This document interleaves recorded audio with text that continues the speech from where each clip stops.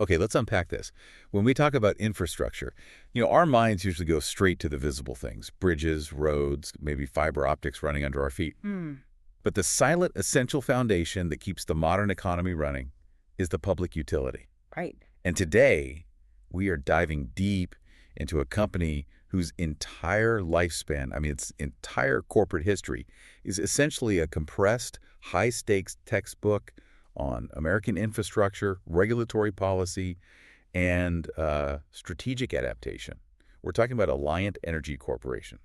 This is a perfect case study. It really is. Because Alliant is more than just a company. It's a living map of how the Midwest industrialized, how federal regulations changed the game almost overnight, and how savvy businesses survived that transition. So it's a public utility holding company based in Madison, Wisconsin. That's right. Publicly traded as LNT, and it's a vital component of the S&P 500. And our mission here, based purely on the documents of the research material we've got, is to quickly but thoroughly understand three core things. The sheer scale of their operation, the sprawling century-long history of, contraction and merger, and crucially, the surprising diversification strategies that keep them so financially robust today. Exactly. We are looking at a system that, over its history, has spanned 9 states and a Canadian province. Wow. But now it's focused on just 2, and we really need to understand the why behind that shift. Okay, so to get a handle on that, we have to start with the scale. What are we looking at today? To grasp the operational weight of this organization, let's start with the scale. We can look at the fiscal snapshot from, say, the end of 2021. This isn't a small-town operation. I'm guessing not. They reported total assets of a staggering U.S. $18.553 billion. $18.5 billion in assets. That level of capital dictates massive regional influence, not just economically, but politically, environmentally, the whole deal. Absolutely. Their revenue for that same fiscal year stood at U.S. $3.669 billion. Now, when you see those numbers, you really start to understand why regulators pay such close attention to rate cases. Generating U.S. $0.674 billion in net income requires not just immense infrastructure, but also a dedicated large workforce. The source material confirms they had 3,375 employees back in 2021. So you're looking at this deeply capitalized, century-old entity whose influence is just tightly woven into the economic fabric of Iowa and Wisconsin. And we need to trace how a company that started with almost unlimited ambition, that huge multi-state sprawl, got winnowed down almost surgically by regulation into the streamlined 2-state powerhouse it is today. That history is the key. That history is everything. It explains their entire present-day form. So that 1917 founding date, that immediately places the predecessor company, which was the Interstate Power and Light Company, or IPC. Right, IPC. It puts them smack in the middle of a massive period of American industrial growth, specifically the birth of the utility holding company model. The initial phase, the late 1920s, was just characterized by hyper-expansion. It was the age of utility consolidation. Entrepreneurs saw huge opportunities to leverage capital, consolidate all these small municipal or private power plants, and achieve massive economies of scale. IPC was right in the middle of all of this. And the geographic reach of IPC during this time is honestly hard to comprehend in today's regulated environment, isn't it? It's totally different. We think of utilities as being confined to specific regulated state territories, but the sources show that by the late 1920s, IPC was operating across 8 U.S. states.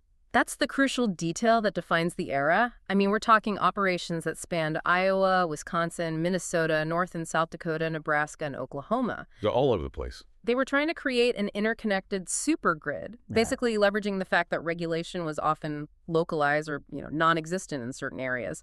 This geographical sprawl across the Midwest and Plains states was designed to mitigate risk and leverage central management expertise across these massive, sometimes very sparsely populated territories. Wait, I remember seeing this detail, and it's truly wild for a Midwest utility. They weren't even confined to the United States. No. The sources specifically mention operations internationally in Emerson, Manitoba, Canada. How does that even fit into this early hyper-expansion strategy? It just speaks to the ambition, right? Yeah. And the sheer lack of jurisdictional boundaries they respected at the time. They were looking for any power asset they could acquire and plug into their system. So growth at all costs. Pretty much. It created complex cross-border logistical and regulatory challenges, but in the 1920s, the priority was growth, not regulatory compliance complexity. And the sources highlight that this growth wasn't organic. It was built through aggressive acquisition. Precisely. One of the largest purchases mentioned involved acquiring what became its northern Minnesota territory from the Wilbur Fauché interests. And Fauché was a big name back then. A huge, highly leveraged utility magnate. So this detail is important because it shows IPC wasn't just buying up small-town assets. They were active participants in the high-stakes utility consolidation wars of the 1920s, snapping up assets from major, complex players who were themselves often way overextended. So you have this massive geographically dispersed empire stretching from Oklahoma all the way up into Canada, built on a foundation of rapid acquisition and, I'm guessing, a lot of leverage. A ton of leverage. This sets the stage perfectly for the unavoidable reckoning that came with the Depression and, of course, regulation. And this is where we hit the most crucial piece of regulatory history that shaped not just Alliant, but almost every major utility in the U.S. today. Right. The 1930s and 1940s marked a crucial turning point. The financial strain of the Great Depression exposed the fundamental instability of these sprawling, leveraged holding companies. And that instability led directly to rigorous federal and state laws designed to break up and regulate utility operations, fundamentally changing the whole structure. And this is where we have to name the big one, the most important piece of legislation. Absolutely. We have to introduce the Public Utility Holding Company Act of 1935, or PUHCA. PUHCA. This act was the hammer that just shattered those sprawling empires. Its core mandate was simple. It forced complex utility empires to consolidate into geographically integrated and financially simplified systems. Okay, so what did that mean in practice? It mandated that operations be confined to a single geographically contiguous area, often just a single state or maybe two adjacent states, and it removed the ability of parent companies to control multiple layers of subsidiaries all over the country. So PUHCA wasn't just about setting rates, it was about forcing structural sanity. It directly explains why IPC had to start shedding 7 states and Canada. It was the ultimate driver. The federal government essentially said, you must rationalize your system or we will force you to. And while PUHCA applied federally, state legislatures were simultaneously reacting to what they saw as the overreach and, frankly, predatory practices of these massive investor-owned utility conglomerates, or IOUs. Let's look at the specific state effects because that's fascinating. Let's start with Iowa, which is still a core market for Alliant today. So Iowa lawmakers, they focused on empowering local control and competition as a check on the IOUs. The legislature passed laws making it significantly easier for cities to establish their own municipal utilities. So giving power back to the towns. Exactly. This allowed local governments to bypass the whole investor-owned structure and manage their own power generation and distribution, keeping profits and control local. And the lasting impact of that is huge, right? It is. The sources note that today there are over 100 municipal utilities in Iowa. That's a direct, lasting legacy of those 1930s and 40s regulatory changes designed to provide effective competition and alternatives to giants like IPC. It permanently changed the power landscape in the state. But Nebraska took an even more radical and frankly revolutionary approach. Nebraska's action was total and absolute. By 1940, state laws effectively forced all investor-owned utilities, including IPC, to sell their operations. All of them. All of them. They had to divest their assets to one of several new public power districts operating in the state. Just imagine being the CEO of IPC in 1940. You wake up one morning and the state government says, thanks for building the infrastructure, but you have to sell it all to a public entity, and you no longer have a business here. Yeah. That's not just a divestiture, that's an overnight political revolution in how power is owned. It was a mandated state-level overhaul that transitioned power ownership away from private investment entirely. It created a completely unique power landscape in Nebraska that survives to this day, and it forced IPC to immediately start concentrating its efforts elsewhere. Which leads directly to what the sources call the Great Divestiture. So the 1940s and 1950s became an era of systematic contraction and consolidation for IPC, driven by the pressure of PUHCA and these radical state actions. They realized that their sprawling operations were simply untenable, especially those isolated from their main southern Minnesota and northern Iowa territory. It was a long, often painful process of just cutting loose. We can walk through that timeline of sales, and you can see the strategic retreat happening in phases, starting with the most distant assets first. Let's do it. What was the first major chunk of territory that was shed? The largest initial sales were the most geographically distant and complex assets. The operations in northeast North Dakota, northern Minnesota, and those international properties up in Emerson, Manitoba. Okay. Those were sold off in two phases during 1943 and 1944. The international and the furthest northern properties were the highest priority to get rid of. And then they just started moving south and west from there. They continued refining the footprint, yeah. They sold the South Dakota properties, specifically those around a town called Winner, in 1946. And this process wasn't a quick bandage removal. It was methodical and drawn out. The final isolated district they sold, which shows how long it really took to clean up the map, was the area around Waconia, Minnesota. Waconia. And they finally divested that to Northern States Power in 1956. 56, wow. So that sale in 1956 marks the effective end of their early, far-reaching sprawl.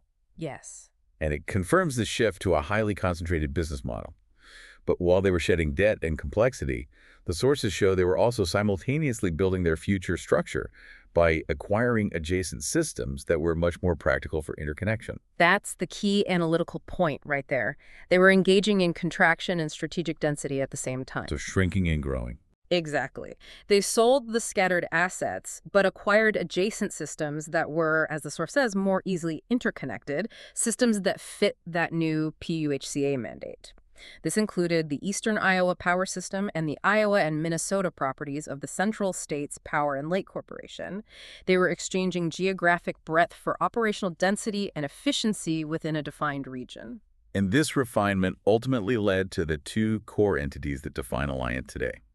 Let's talk about the Wisconsin split. So the Wisconsin operations were sold to Wisconsin Power and Light, or WPL. This is incredibly significant because WPL became the eastern half of the current Alliant operations. So one of the two main pillars. One of the two essential core components. It was a trade-off that allowed them to focus on these contiguous operations. So we have the refined IPC operating primarily northern Iowa and southern Minnesota, and WPL operating in Wisconsin. But the full DNA of modern Alliant, as you mentioned, is actually triple-stranded. We need to introduce the third key player. Yes, IES Utilities. IES. IES Utilities, originally incorporated in 1925 in Iowa, represented the other major utility expansion vector in the state. They essentially expanded across the part of Iowa that was south of IPC's traditional territory. So they were kind of a parallel power consolidator. They were, and crucially, IES eventually acquired the Iowa operations of the Union Electric Company of St. Louis, Missouri. That sounds less like competition and more like two large entities operating in adjacent but mutually respected territories within the same state. That's often how it works under regulatory pressure. You have IPC focused on the north, you have WPL handling Wisconsin, and then IES consolidating the central and southern portions of Iowa. This fragmentation and subsequent regional consolidation set the final stage for the modern entity. The mid-90s merger. That's the one. The sources confirmed that the final decisive step was that merger. IES and IPC officially merged in the mid-1990s to form IPL Interstate Power and Light. So the pieces finally came back together. They did. And IPL, along with WPL, which was already a strong partner, became the twin regulated backbones of the Alliant Energy Corporation we know today. It is a stunning century-long arc. I mean, the company was essentially taken apart by federal mandate. It shed 7 states and a Canadian province, and then strategically merged the streamlined, contiguous survivors into this rational, regional dual-biller structure focused exclusively on Iowa and Wisconsin. That transition defines their ability to survive, absolutely. So let's move from that complex historical DNA right to the present-day structure. The result of all those decades of divestiture and merger is a highly focused public utility holding company. Correct. The modern structure is built entirely around what you call the two pillars. Interstate Power and Light Company, or IPL, in Iowa, and Wisconsin Power and Light Company, WPL, in Wisconsin. Okay. Alliant Energy, the parent company, provides electricity and natural gas primarily through these two operating utilities. This is the core, predictable, rate-regulated business. Let's define their specific functional roles, starting with IPL, the Iowa component. IPL is the fully integrated public utility for Iowa, so that means they manage electric generation, creating the power and electricity distribution, which is delivering that power to homes and businesses locally. And they do gas as well. They do. Crucially, IPL is also responsible for natural gas distribution and gas transport within the state. It's a comprehensive electric and gas provider under one regulated roof in Iowa. And WPL, the Wisconsin arm, It just mirrors this function in its service territory, Yeah. right? Providing that stable, predictable revenue stream that utilities are known for. Precisely. WPL provides similar fully integrated services generation, distribution, natural gas, but it's confined to southern and central Wisconsin. The key operational focus, after a century of complexity, is regulatory compliance and efficiency within these two tightly defined geographies. Now, even after that massive mid-90s merger, the sources confirmed that the company kept refining its service territory. It's kind of a testament to the idea that operational perfection is a moving target. That's right. We see a few key operational divestitures that were designed to clean up the last few outliers. In late 2007, for example, Alliant received final approval to sell its utility services in Illinois to Joe Carroll Energy. So getting rid of a little piece that didn't quite fit. Exactly. It removed a small but administratively complex outlying area that didn't fit the core Iowa-Wisconsin strategy. And crucially, they finalized the ultimate exit from a state where the predecessor, IPC, got its real start, Minnesota. And this 2015 sale represents the ultimate conclusion of that regulatory drive for consolidation that began with PUHCA way back in the 1930s. It all comes full circle. It does. The company finalized the sale of its remaining Minnesota territory to a consortium of 12 electric cooperatives operating in that state. That move formally solidified Alliant's current service map as purely Iowa and Wisconsin for its core regulated utility functions. They achieved that perfect, contiguous two-state concentration. This focus on the predictable regulated core sets up perfectly for the part of the story that I think most listeners will find surprising, and which is essential to understanding the company's financial resilience today. Here's where we move from regulated wires to the high-margin, non-utility arm. Ah, yes. Trevero, Inc. Trevero. It's highly unusual, even fascinating for a major public utility known for regulated electricity and natural gas to also own a fully diversified logistics company. Trevero, Inc. was formerly known as Alliant Energy Transportation. And if you just heard Alliant Energy Transportation, you might assume they just move their own coal or their own equipment. Right, a support function. But the source material outlines a diversified logistics portfolio that operates far beyond the needs of the utility. It does. Trevero is a sophisticated, non-regulated business providing a wide array of services that fall under the umbrella of infrastructure logistics. This includes brokerage, trucking, rail, transloading, which is just moving goods from one transport type to another, and extensive warehousing operations. Okay, we need to spend some serious time unpacking the why here. Why would a utility holding company headquartered in Madison, Wisconsin, maintain a separate, non-regulated trucking and warehousing operation as a major subsidiary? What's the strategic calculus? The rationale is brilliant, actually, and it addresses the constraints of the regulated business. Utilities inherently require massive logistics capabilities. You mentioned moving coal, but they also move massive transformers, specialized infrastructure components, and they need flexible storage. Okay, so they built it for themselves first. By having an in-house logistics company, they can manage their own supply chain costs effectively and ensure priority service during emergencies. But the real financial kicker is the structure, right? That's what I was wondering. By making Trevero a separate, non-regulated entity, they unlock a financial advantage that the core utility just cannot offer. Exactly. This is pure revenue diversification strategy that bypasses the strict confines of regulation. IPL and WPL are rate regulated by state commissions. Their profit margins are capped. They can only earn a pre-approved rate of return on their invested capital or their rate base. So they can't just suddenly raise rates and make a massive profit without a lengthy public regulatory review. Correct. Trevero, however, operates in the open, competitive logistics market. By keeping it non-regulated, Alliant can charge market rates to external non-utility customers. This creates an entirely separate, high-margin revenue stream that state regulators cannot touch or factor into the utility rate base calculation. That is a huge competitive advantage for the overall holding company. So they use the logistics capacity developed to serve the utility, but then they monetize the excess capacity and expertise in the open market. And they generate profits that are completely independent of the Iowa Utilities Board or the Public Service Commission of Wisconsin. It creates resilience. When utility profits might be squeezed by low demand years or, regulatory resistance to rate increases, the non-regulated income stream provides a really valuable buffer. And the sources mention more than just logistics. They did. The source material also notes that this non-regulated side includes specialized energy engineering services, like consulting expertise in wind and geothermal energy development.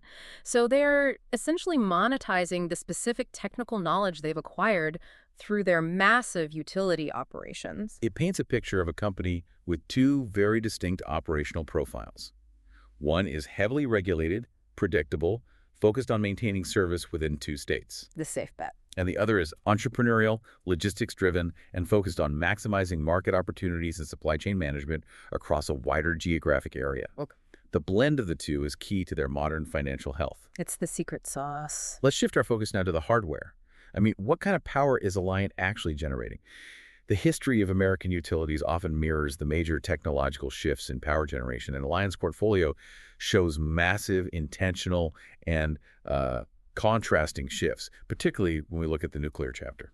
The nuclear investment came via the IES side of the family tree, the partner that merged with IPC in the mid-90s. In the 1970s, IES was part of that big push for centralized, massive power generation, and they constructed the Duane Arnold Energy Center. Right, in Palo, Iowa. Yep, a 615-megawatt nuclear plant. That was the height of utility commitment at the time. Long-term, fixed-capacity, baseload power. That kind of facility requires immense capital investment, and critically, it carries significant long-term operational and decommissioning liability. But the timeline contrast here is sharp. Construction in the 70s, but they exited relatively early. They did.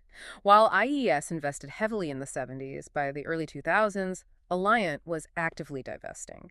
Nuclear power involves massive fixed liability and the financial uncertainty of decommissioning costs. It can be a huge long-term financial drain, often called a financial time bomb if not managed perfectly. So they got out. The source material confirms that Alliant closed a deal in 2006 to sell its stake in the Duane Arnold Energy Center to FPL Energy. So they successfully cashed out of one of the largest, most capital-intensive forms of centralized generation, just as major structural changes were about to hit the industry. This leads us to arguably the most massive and defining strategic decision they made in the mid-2000s: infrastructure sales. This move is just foundational to understanding the modern Alliant business model. It's essential for our listener to grasp this. In 2007, Alliant Energy sold its entire transmission system in Iowa and Minnesota to ITC Holdings. Okay, let's be very clear about what they sold. When we talk about transmission system, we are talking about the high-voltage lines that move bulk power over long distances. Right, from the generators to the cities. Exactly. From the Duane Arnold plant, or large coal plants, to the cities and local substations. The source details the range of lines they sold, from 34.5 kV, 69 kV, 115 kV, 161 kV, and the highest voltage, 345 kV. And those voltages are crucial. What those sources are telling us is that Alliant got rid of the entire spectrum, from local, lower voltage subtransmission all the way up to the high voltage superhighway, the lines that transport power across hundreds of miles. Now, for the expert analysis, why is a utility selling off its core high voltage transmission assets a monumental change in its business model? Traditionally, utilities were vertically integrated. They did everything: generation, transmission, and distribution. When Alliant sold the transmission lines, they fundamentally shifted their identity. They became a generator and a local distributor that relies completely on a third party, in this case ITC Holdings, for the crucial intermediate step of bulk movement of power across the regional grid. It sounds like a stroke of genius now, but analysts at the time must have seen this transmission sale as abandoning their core strength and handing over grid control. Was there significant market concern about that move? There was debate, for sure, but the strategic rationale outweighed the historical convention. The primary reason was regulatory and financial. Transmission lines require massive, constant, predictable capital expenditures, or CapEx, for maintenance and upgrades. These are huge investments, and every single dollar of that CapEx must be scrutinized and approved by state regulators during a rate case. So by selling the transmission lines, they removed a massive source of regulatory scrutiny and fixed capital expenditure requirement. Exactly. It allowed them to focus their capital on new generation technologies, where the regulatory environment was actually becoming much more favorable, rather than endlessly maintaining long-haul wires. They were moving away from rate-based assets like transmission, where profits were capped, to generation assets, which offered significant tax incentives. And the sources show that the capital freed up from that massive transmission system sale was put to work almost immediately in new generation assets. It was. Which is where we see them acquiring wind assets. This timing is the smoking gun that connects the entire strategy. In late 2007, the exact same year as the Transmission Sale Alliant acquired the 200-megawatt Buffalo Creek Wind Farm at Hampton, Iowa from Wind Capital Group. That is a textbook pivot. They shed old, highly regulated, capital-intensive infrastructure, the transmission lines, and reinvested immediately into regulated but highly incentivized renewable generation assets, specifically wind energy in Iowa. It signals a deep commitment to what we call asset-light infrastructure management. They're focusing on generation where they can maximize policy incentives like the production tax credit, or PTC. Right. Wind energy, while it's variable, offered highly predictable, incentivized returns that far outweighed the capped return they were getting from maintaining the transmission wires. They traded the hassle of the grid superhighway for subsidized generation capacity. The generation portfolio evolution is clear. Out of fixed nuclear liability, out of high capex transmission, and into wind generation. But they also had to ensure future demand for this cleaner product. The sources show they were actively encouraging electrification as early as 2016. Yes. The 2016 initiative focused on electric vehicle, or EV, adoption, and this demonstrates a strategic future-facing element. Utilities are always looking to maximize electricity consumption or load, and promoting EVs is a direct path to increasing load, particularly during nighttime hours when demand is traditionally low. They're creating their own demand. They are. So what were the specific practical steps taken to encourage customers to adopt EVs? They offered a $500 rebate for customers who purchased a home charging station. That's a direct financial incentive to lower the barrier to entry for customers. And in Madison, Wisconsin, the company reinforced this by offering free public charging at its corporate office. That free charging doesn't just help customers. It creates a positive public perception, it supports community environmental goals, and it familiarizes people with the technology, all while encouraging consumption of the product they are generating. It's a sophisticated, self-reinforcing strategy. Generate cleaner power through wind, ensure reliable delivery via the third-party transmission system, and then actively encourage customers to consume more of that product through targeted financial and community incentives like EV rebates. Beyond the wires, pipes, and balance sheets, a regulated public utility like Alliant has to maintain a high degree of public visibility and goodwill. As a natural monopoly, their operations affect every single citizen in their service territory, which makes community engagement absolutely essential for smooth regulatory processes. Totally. The sources reveal a very specific strategy involving naming rights and public visibility. This is a classic, highly effective tactic for regulated monopolies. By investing in highly visible community assets, the company ensures its name is associated with civic pride and benefit. So it's good PR. It's invaluable PR. This public goodwill is so important when rate cases are being debated or when they need approval for large infrastructure projects like new substations or transmission line routes. The public is much less likely to oppose the company that funded their favorite arena. And the first example we see dates back to 2000 in Madison, Wisconsin, where they're headquartered. Yep. In 2000, Alliant purchased the naming rights to the campus of the Dane County Expo Center, which is located just southwest of downtown Madison. This included the county-owned arena, and the entire complex was renamed the Alliant Energy Center. And that instantly puts their brand on a major regional hub for events, commerce, entertainment, its high-frequency positive exposure.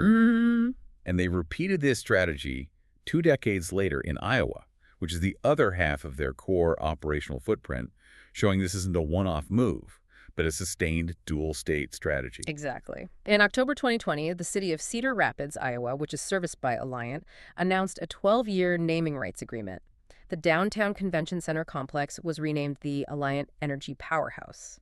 That choice of name, Powerhouse, seems quite deliberate, doesn't it? Very. Linking their corporate identity directly to the community's central facility and the concept of energy. It's an effective piece of brand messaging. It ensures that the brand recognition extends far beyond the inevitable monthly utility bill. It's a sustained effort to be seen as a necessary partner, an investor in the community's quality of life, rather than just a faceless service provider. And this public engagement strategy ties directly into their work in policy and renewable energy advocacy. Since they made that big strategic pivot to wind power in 2007, their economic interests are deeply tied to specific federal policies. This is where we see the sophisticated political mechanism at work. The sources offer a very specific, detailed look at how Alliant engages with federal policy to protect and promote those multi-million-dollar investments in wind energy. The source material references a guest editorial written by the former CEO of Alliant Energy, Patricia Campling. Okay, what specifically did Campling highlight regarding their engagement with key federal figures? She wrote that Alliant Energy and the American Wind Association, AWEA, jointly presented Iowa Republican U.S. Senator Chuck Grassley with AWEA's Wind Champion Award. And that's a very targeted, high-profile acknowledgement of political support. It is. And the specific policy basis for giving Senator Grassley this major industry award is crucial here. Absolutely. The award was specifically based on Senator Grassley's extensive work on the Federal Renewable Energy Production Tax Credit, or PTC. The PTC. As we discussed earlier, the PTC is the foundational mechanism that makes large-scale wind projects economically viable and highly profitable for utilities like Alliant.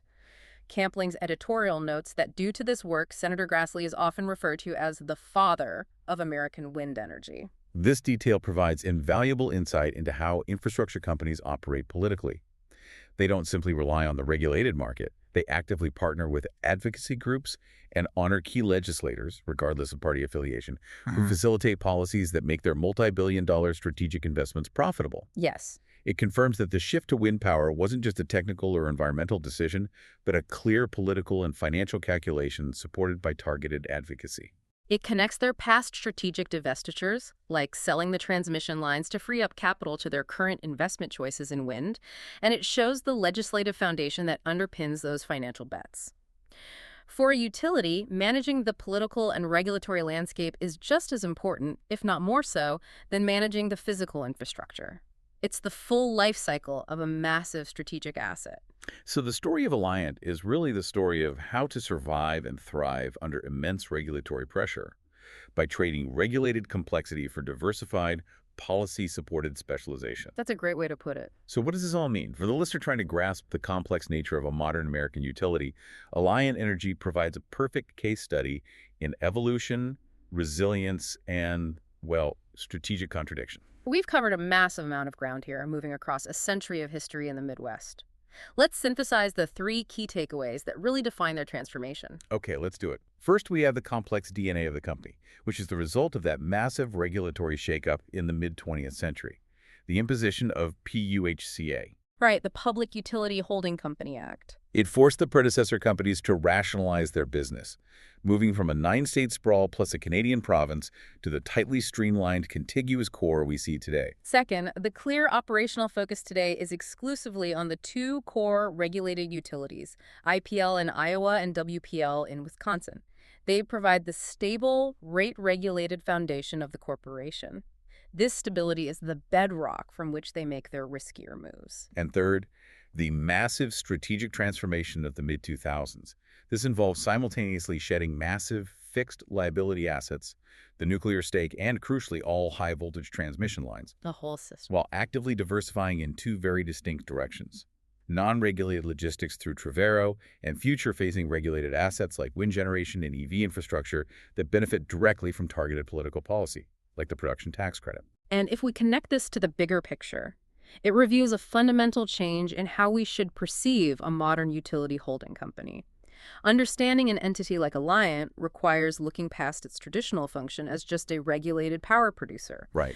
We have to recognize its role as a diversified infrastructure player that blends traditional electricity and gas delivery with non-utility, high-margin logistics, and critically sophisticated political advocacy designed to ensure that the legislative environment supports their strategic investments. They are a logistics company, a powerful wind energy advocate, a real estate naming rights holder, and a regulated monopoly all rolled into one organization, which makes their financial story incredibly complex and interesting. And this raises an important question for you, the listener, to consider. When a utility sells off its core infrastructure, like its entire transmission system, and simultaneously expands into completely unrelated fields like warehousing and trucking through Trevero, does it become less of a tightly regulated, vertically integrated power company and more of a decentralized, infrastructure-focused holding company reliant on state regulation only for its core utility segments? It forces us to ask, what is the true identity of a modern utility? And if they don't own the wires that move the bulk power, who is really controlling the power grid's future?